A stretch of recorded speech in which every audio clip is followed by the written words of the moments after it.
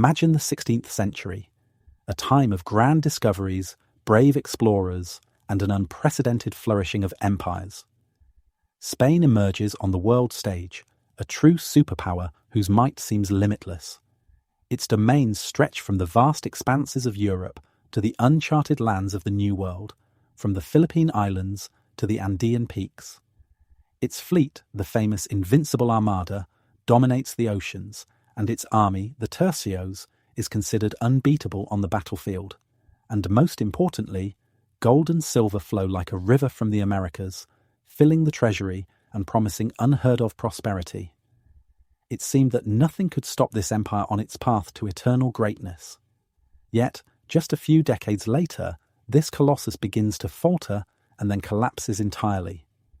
Spain, the possessor of untold riches, the country of which it was said that the sun never sets on its domains, finds itself in a profound financial crisis.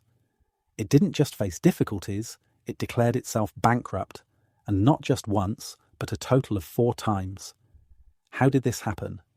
How did an empire possessing literal mountains of gold and silver manage not only to fail, but to effectively go bankrupt? Today, we will dive into this astonishing and incredibly instructive story, which not only changed the fate of Spain and Europe, but also taught valuable lessons to the whole world, lessons that are relevant even in our digital age. We will figure out what fatal mistakes were made and why even the most fantastic wealth can become a cause, not of success, but of complete collapse.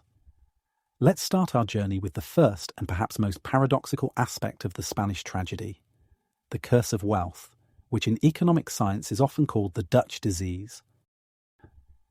This term describes a situation where a country, suddenly discovering or receiving huge revenues from the export of one type of resource, be it oil, gas, or, as in our case, precious metals, begins to suffer from the degradation of other sectors of its economy.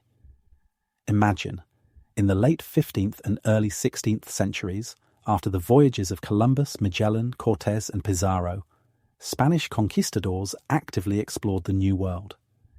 Their goal was not only the colonization of new territories and the spread of Christianity, but also, let's be honest, primarily the extraction of precious metals. And fortune smiled upon them in an unprecedented way. The discovery of colossal silver mines, such as Potosi in modern-day Bolivia, then part of the Viceroyalty of Peru, became a veritable gold mine, or rather a silver one. This was an entire mountain range, literally laced with veins of pure silver.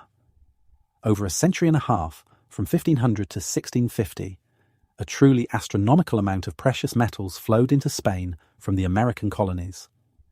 According to various but highly authoritative estimates, this constituted up to 80% of the entire world's silver supply and a significant portion of its gold at the time. Just imagine the scale.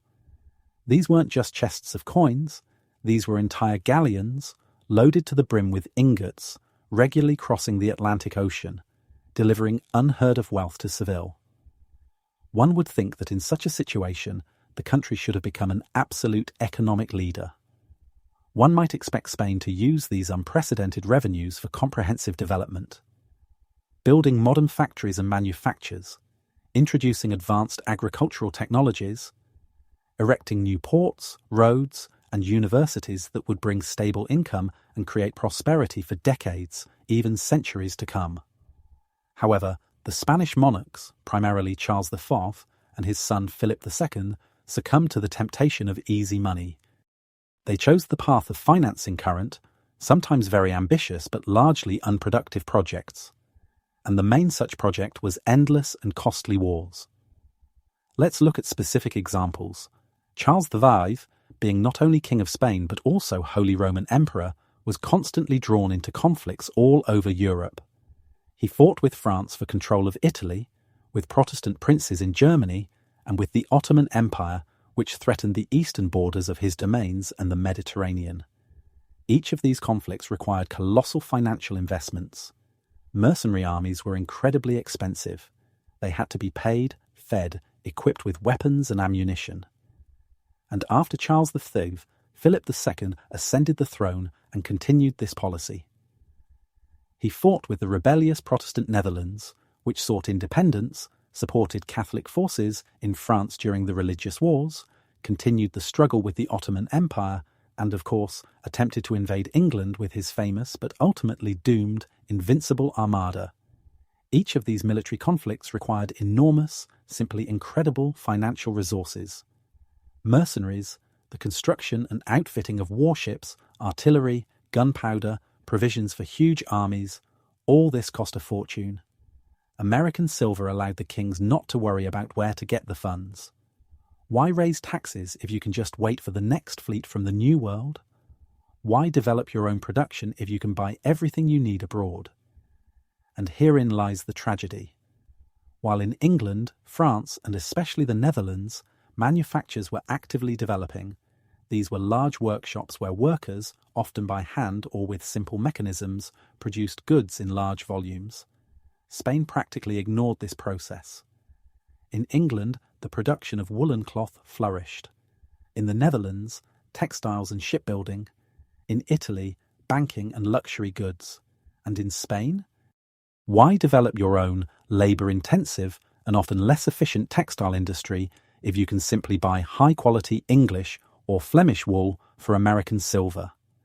Why build complex and expensive military or merchant ships if you can order them from the Dutch or Italians, or simply hire their fleet for the same money? Spanish kings and nobility grew accustomed to easy money. They saw silver not as capital for investment, but as a means of payment. As a result, while European competitors were building the foundation of their future economies, investing in new technologies, developing workshops and factories, improving trade routes and banking systems, Spain remained a kind of resource appendage to itself. Only instead of exporting raw materials, like timber or coal, it exported money, receiving in return finished products and services produced in other countries. This led to the Spanish economy not developing, and its own producers, the few who tried to compete, could not withstand competition with more efficient and cheaper goods coming from abroad. The Spaniards found themselves trapped. They had money but had no domestic production of goods, aside from those extracted in the colonies. The conclusion from this first part of our story is obvious and very important. Excessive wealth, if not directed towards creating a sustainable productive base, developing one's own potential, and diversifying the economy, becomes not an asset, but a liability. It paralyzes internal development, creates dependence on external supplies, and ultimately undermines the country's economic stability. This curse of wealth lies in the fact that it removes the incentive for internal change and innovation. If there is easy money, why bother? Why introduce new technologies, increase efficiency, if you can simply buy what you need or borrow money? This is how Spain began to undermine the foundations of its own economic future, laying the groundwork for future, much more serious crises. And this process could not pass without a trace.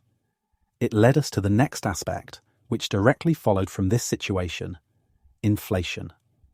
The second grand problem that shook Spain and was a direct consequence of the influx of American silver was hyperinflation, or, as contemporaries called it, the price revolution. Imagine that into any economy, suddenly, as if from a cornucopia, a huge amount of money is poured. But this quantity of money is not supported by a corresponding growth in the production of goods and services. What happens? In accordance with basic economic laws, the value of the money itself begins to fall rapidly, and the prices of absolutely all goods and services around begin to rise. In the 16th century, this is exactly what happened to Spain, and to a lesser extent to all of Europe. The flows of silver from the New World were so colossal that they literally devalued the currency. Precious metals, gold and silver, are, in essence, also a commodity. Their value, like that of any other commodity, is determined by the relationship between supply and demand. The more of this commodity, silver, on the market, the less its value in terms of real goods and services. When silver became hundreds of times more abundant, its purchasing power fell. And the fall in the purchasing power of money is inflation. Let's look at specific, very clear examples. The price of grain, one of the most basic foodstuffs in Spain, rose several times faster than in neighbouring France or England. If we take the period from the beginning of the 16th century to its end, prices for basic goods in Spain increased approximately 4.5 times. This means that if in 1500 one coin could buy a bag of grain, by 1600 the same coin was barely enough for a quarter of a bag. Imagine your daily bread, which today costs, say, 100 rubles, in a few years costing 400 or 500. And your salary, if it grows at all, grows much, much slower or remains stagnant. This had catastrophic consequences for ordinary Spaniards, peasants who grew crops, artisans who produced goods, workers hired in mines or ports, all found themselves in an extremely difficult position. Their incomes were devalued literally before their eyes, and they could no longer afford even the basic things that were recently available. Many farmers were forced to abandon their lands because growing crops became unprofitable. The costs of seeds, tools, and labour grew faster than the income from sales. These ruined peasants swelled the ranks of the poor in cities, creating social tension and unemployment problems. Cities became overcrowded with beggars, crime increased, and social discontent grew. Moreover, this inflation dealt a crushing blow to the few Spanish producers who were still trying to produce something within the country. Imagine a Spanish wool producer. Due to rising prices, he has to pay more to his workers, more for sheep, tools, dyes. Accordingly, his finished woolen cloth will be more expensive, and therefore buyers, both domestically and abroad, will prefer cheaper and possibly higher quality English or Flemish wool. Spanish exports shrank, while imports, goods from other less inflation-affected countries, increased. And all these imports were paid for with the same devalued American silver, which thus flowed out of the country even faster. A real vicious circle emerged. The more silver came from America, the more the money inside Spain devalued, the higher prices rose, the worse it was for Spanish producers, and the more silver flowed abroad to buy foreign goods. This was not just an economic phenomenon, it was a genuine destruction of the economy from within. And even the royal treasury, despite the flows of silver, suffered from this situation. Royal expenditures on maintaining the court, the army, construction also grew due to inflation. The same military campaigns we discussed earlier now required many more coins to pay soldiers' salaries or buy gunpowder. This forced the kings to constantly seek new sources of financing, which leads us to the third, most fatal and dramatic problem. The conclusion from this part of the story is clear. Uncontrolled inflation, caused by an excess of money without adequate growth in the production of goods and services, destroys the economy from within, impoverishes the population, destroys the competitiveness of national producers, and generates social instability. This was not just an economic crisis, it was a deep social and political crisis that undermined the very foundations of Spanish society. People lost faith in stability, in the future, in the possibility of earning an honest living, and this created fertile ground for general decline and discontent.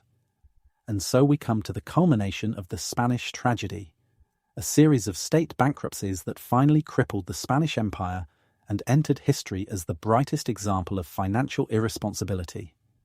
When revenues from the colonies, despite their seeming grandeur, could not cover the constantly growing expenditures on endless wars, maintaining an excessively bloated royal court and compensating for rising prices due to inflation, the Spanish kings began to actively borrow.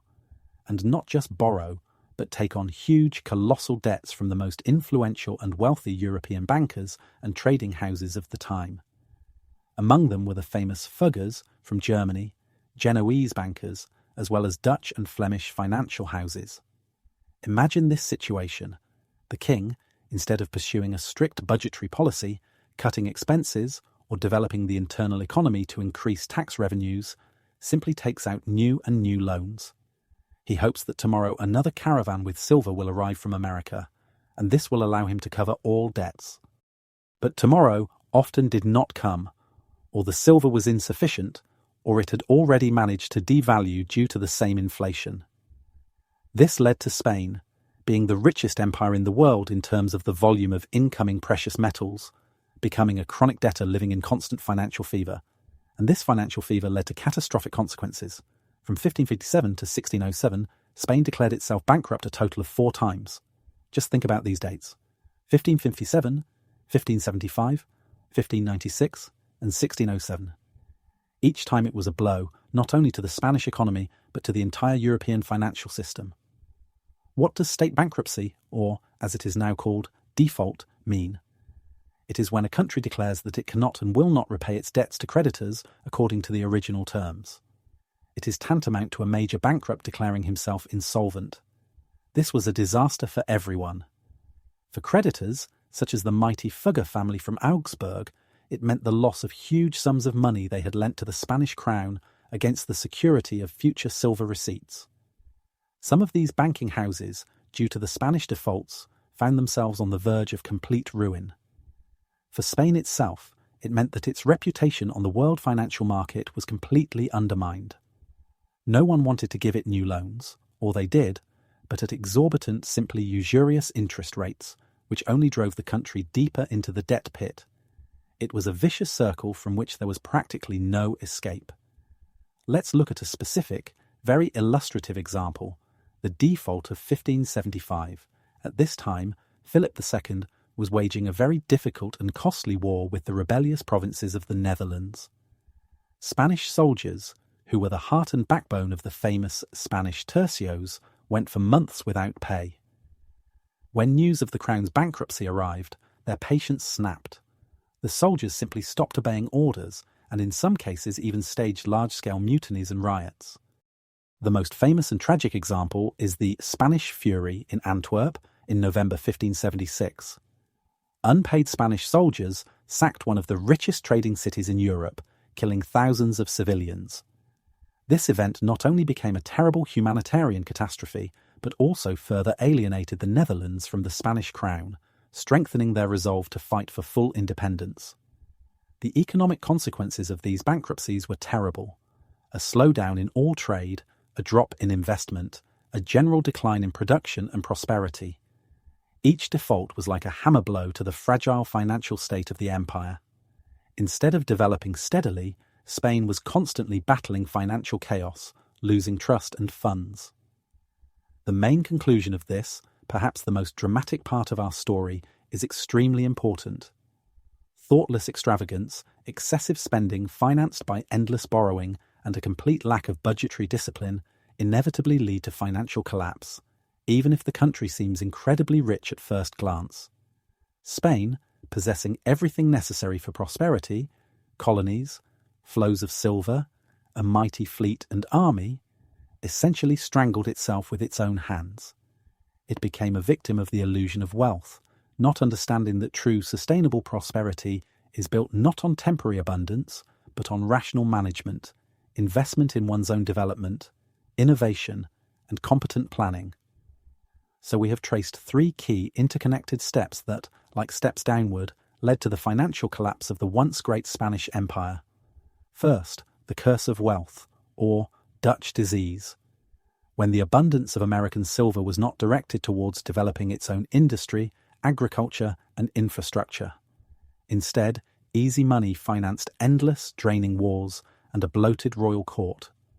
Spain, instead of becoming a centre of production and innovation, turned into a huge transit wallet from which precious metals flowed to other European countries. This stimulated their economies, while Spanish industry stagnated, and local producers could not compete with cheaper and higher quality imported goods. Spain effectively became dependent on other countries, buying from them almost everything it needed. The second cause, hyperinflation, or the price revolution. The huge amount of silver that poured into Europe, especially Spain, devalued money. For the same volume of silver, one could now buy far fewer goods. This led to a rapid rise in the price of everything, from bread to weapons. Inflation hit the population's purchasing power, impoverishing ordinary people and creating mass discontent. It made Spanish exports uncompetitive on the world market, further increasing dependence on imports. The economy was corroded from within by this process, which created a vicious circle. The more silver came in, the more it devalued, and the more money the crown needed to maintain its expenditures, which only intensified inflation. And finally, the third fatal mistake, the series of state bankruptcies. The Crown's inability to cover its constantly growing expenditures with devalued silver and a stagnant, inefficient economy forced the Spanish kings to take out ever new, huge loans from European bankers. When these debts became unmanageable, Spain declared default, that is, refused its obligations. This destroyed its international reputation, undermined investor confidence, and further exacerbated the economic crisis as new loans were given either at incredibly high interest rates or not given at all. These bankruptcies had not only financial but also social consequences, leading to soldier mutinies, mass unrest, and general decline. In the end, the history of 16th century Spain is not just a collection of historical facts and figures.